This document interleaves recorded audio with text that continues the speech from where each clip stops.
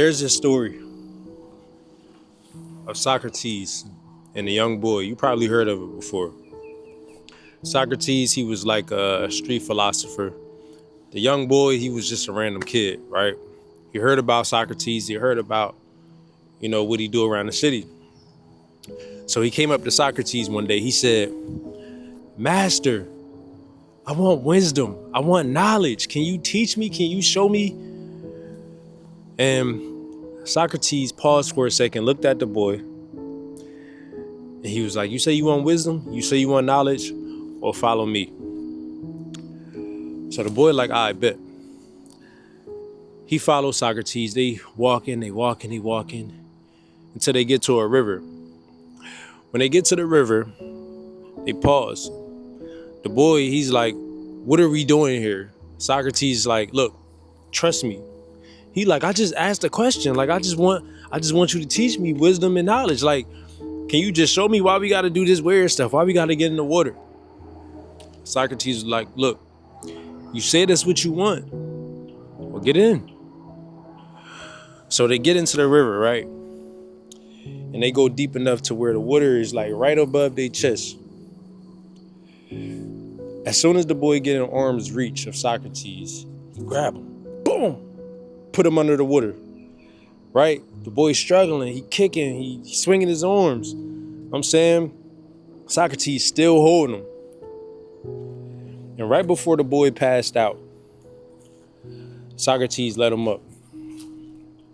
He asked him a question. He said, "When you were under that water, what did you want more than anything in the world?" The boy said, "I wanted air. I wanted to breathe." Now, I ain't gonna lie, bruh. You pulled me up out of the water after you dunked me. And you asking me questions about lessons? Nah. We gotta throw hands. Me and Socrates, we would have had to throw hands right off the rip. I don't care, bruh. You could let me know what the lesson was later on. But look, bruh, we gotta handle this. Cause you ain't tell me you was about to do this. You ain't told me this lesson was about to be physical. But yeah, he asked the boy what he wanted the most when he was under the water. The boy said, "I wanted air. I wanted to breathe." So Socrates was like, when you want wisdom, when you want knowledge, as much as you wanted air when you was under that water, you'll find it and it'll find you. These mosquitoes is out here, bro. So at first it didn't click to the boy, I guess because he was probably still mad that he got dunked under the water. But it took a minute and it clicked. He was like, Because when you think about drowning, or when you think about just getting dunked under the water in a pool, you're fighting to get back above water ASAP. Like, you're not wasting no time. You're not just laying there like, "Yeah, I just got dunked." Nah, you're fighting to get above water because what? You don't want to drown, right? So the point Socrates was trying to make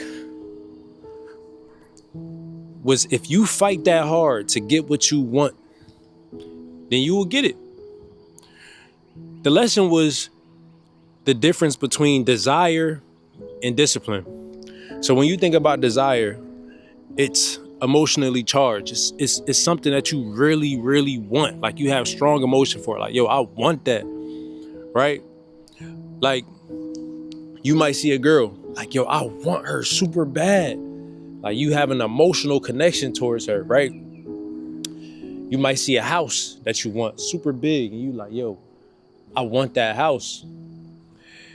And these are all things that we desire.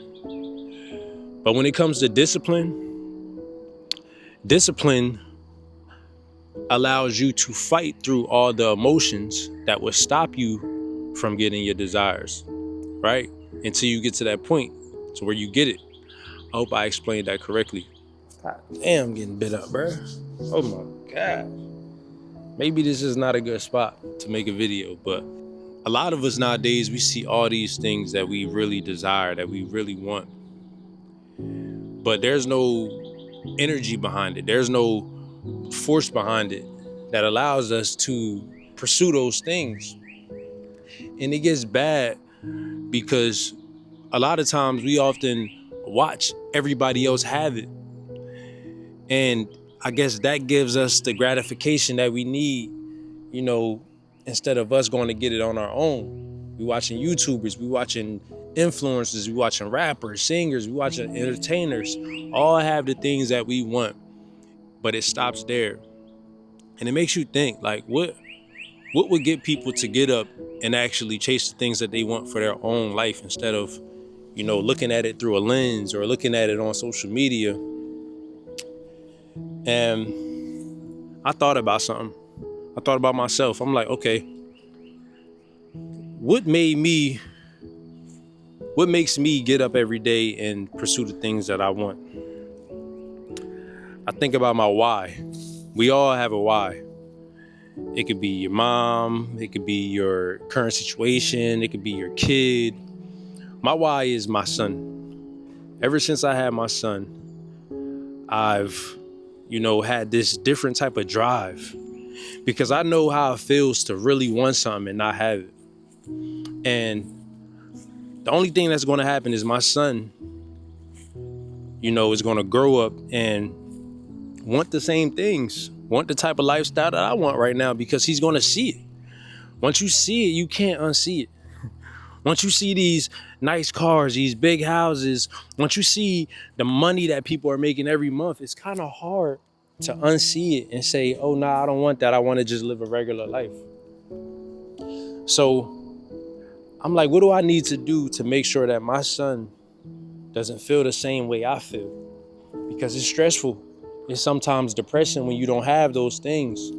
It's sometimes, you know, it's annoying seeing other people have it, knowing they have the same 24 hours as you, but they're using it in a different way to get those things.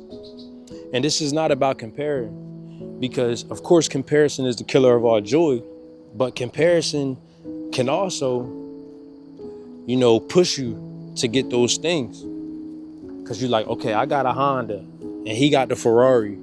What do I need to do to get the Ferrari so I don't got to keep driving this Honda around? I began to look at life as a game. Let's take Fortnite, for instance. In Fortnite, you start off with the default skin, right? That everybody has when they first start the game. And you see other people with these crazy skins, Goku, you could be LeBron James on there, you could be Spider-Man on there, and you looking at them like, damn, like they must have worked hard for that. Or they must have spent some V-Bucks on that joint, right? But you got the default skin, you don't have no money. You don't got, when you start the game, you don't got no sticks, you don't got no metal to build, you don't got nothing. You got the gray gun, right? And then there's a pistol at that. So in order to, you know, move up in that game, you have to run through the battlefield. You got to run through the battlefield with no sticks, with no stone, with no metal, with just that pistol, that gray gun, until you, these mosquitoes eat me up, until you find, right, what you need so you can battle against the top players in the game. Once you find that purple gum, it's up. Once you break down a couple houses, a couple rocks, a couple trees, now you up. But the whole time you had to run through the battlefield, you had to stay alive until you could get those things. So I look at that like it's equivalent to life. You have to run through the battlefield. You got to fight for what you want. You can't just stay stagnant or the storm is going to get you.